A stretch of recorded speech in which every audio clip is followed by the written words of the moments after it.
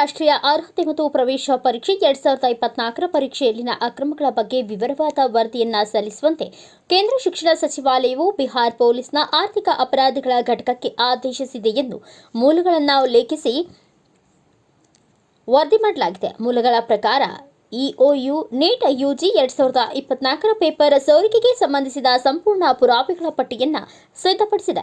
Supreme ಕೋರ್ಟ್ನಲ್ಲಿ neat ಕುರಿತು ನಡೆಯುತ್ತಿರುವ ವಿಚಾರಣೆಯಲ್ಲಿ ಇಒಯು ಸಾಕ್ಷ್ಯಕ್ಕೆ ಸಂಬಂಧಿಸಿದ ಮಾಹಿತಿಯನ್ನು ಪ್ರಸ್ತುತಪಡಿಸುತ್ತಿದೆ ಎಂದು ನಿರೀಕ್ಷಿಸಲಾಗಿದೆ.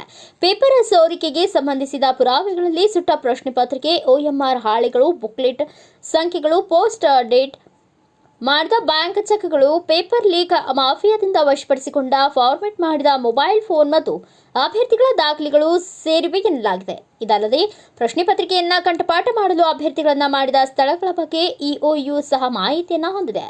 ಪತ್ರಿಕೆ ಸೋರಿಕೆಯಲ್ಲಿ ಭಾಗಿಯಾಗಿರುವ ಅಭ್ಯರ್ಥಿಗಳ ತಪ್ಪೊಪ್ಪಿಗೆಯನ್ನು ಶಿಕ್ಷಣ ಸಚಿವಾಲಯ ಮತ್ತು ಸುಪ್ರೀಂ ಕೋರ್ಟ್ಗೆ ಸಲ್ಲಿಸುವ ಸಾಧ್ಯತೆ ಇದೆ.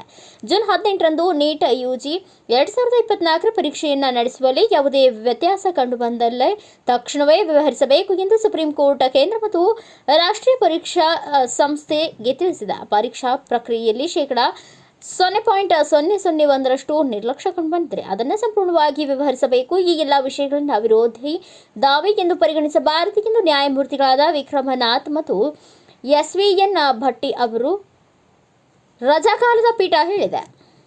ಜೂನ್ 23ರಂದು ಪರೀಕ್ಷೆಯನ್ನು ನಡೆಸಲಾಗುವುದು ಮತ್ತು ಜೂನ್ 30ರ ಮೊದಲು ಫಲಿತಾಂಶಗಳನ್ನು ಪ್ರಕಟಿಸಲಾಗುವುದು ಎಂದು ಹೇಳಲಾಗಿದೆ.